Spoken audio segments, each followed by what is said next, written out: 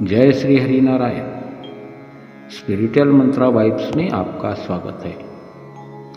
आज से हम शुरू कर रहे हैं एक नई श्रृंखला रामायण की अमर कथाएं, जिसमें आप सुनेंगे हनुमान जी सहित अनेकों पावन कथाएं।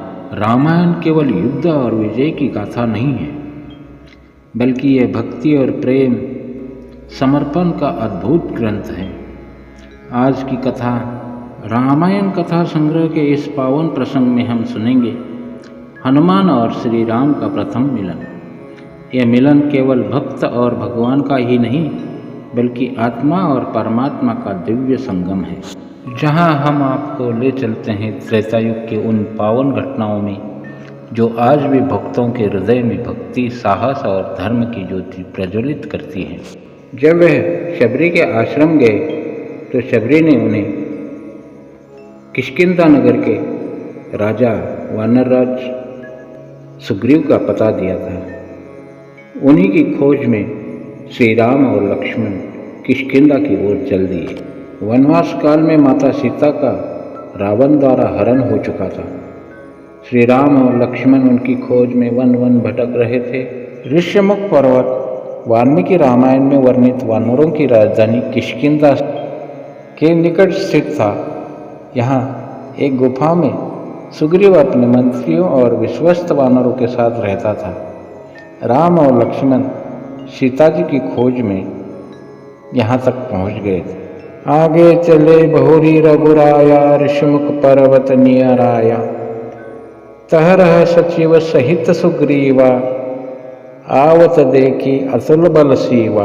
रामचरितमानस किष्किंधा कांड में यह उल्लेख है। श्री रघुनाथ जी फिर आगे चले। ऋषिमुख पर्वत निकट आ गया। वहाँ मंत्रियों सहित सुग्रीव रहते थे।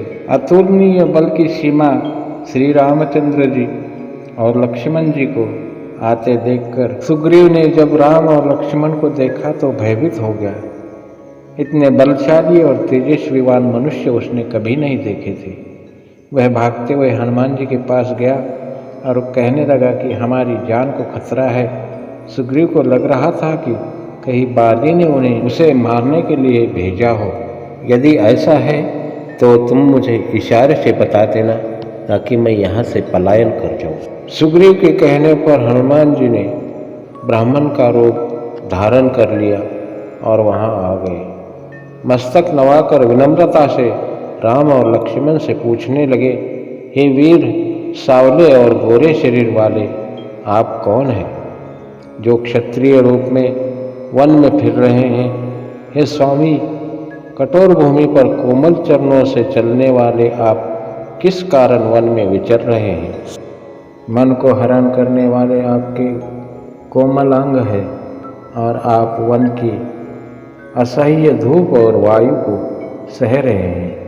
क्या आप ब्रह्मा विष्णु महेश इन तीन देवताओं में से कोई है, या आप दोनों नर और नारायण हैं?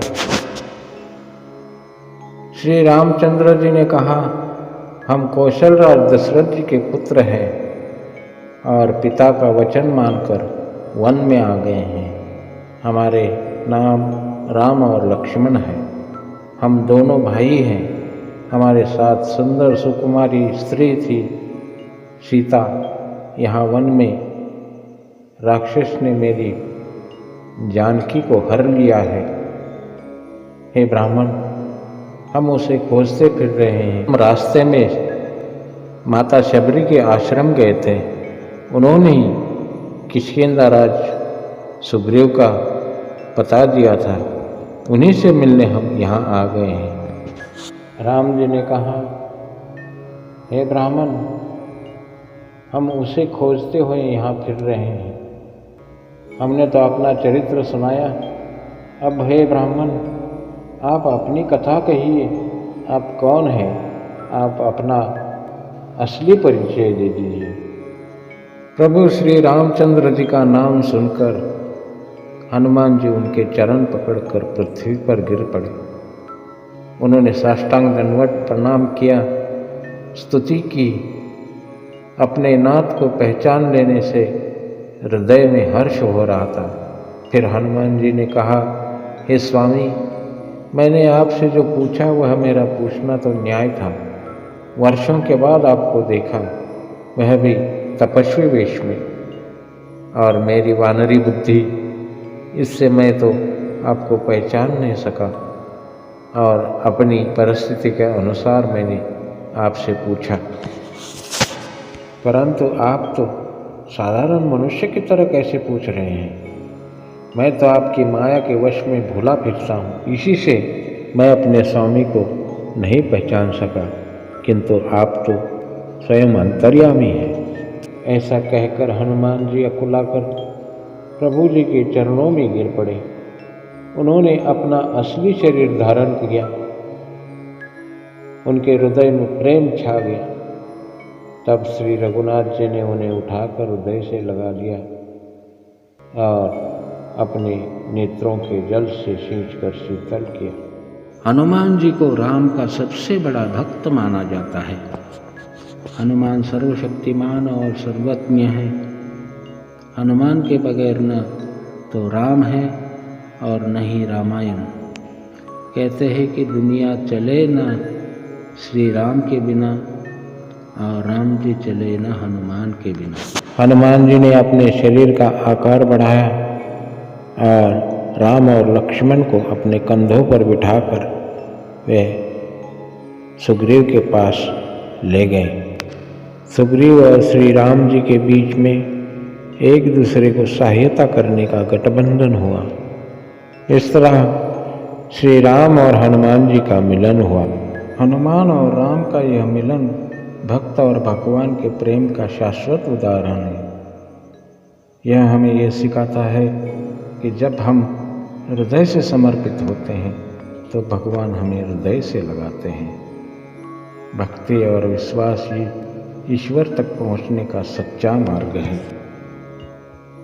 यदि यह कथा आपके हृदय को छू गई है तो जय श्री राम लिखकर आशीर्वाद दें।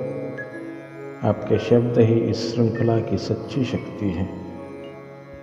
और आप रामायण की कौन सी कथा सुनना चाहेंगे जिसे हम आपके लिए प्रस्तुत करें, यह लिखना भी ना भूलें। स्पिरिचुअल मंत्रा वाइब्स को सब्सक्राइब करना ना भूलें। जय श्री राम, जय श्री हरि नारायण।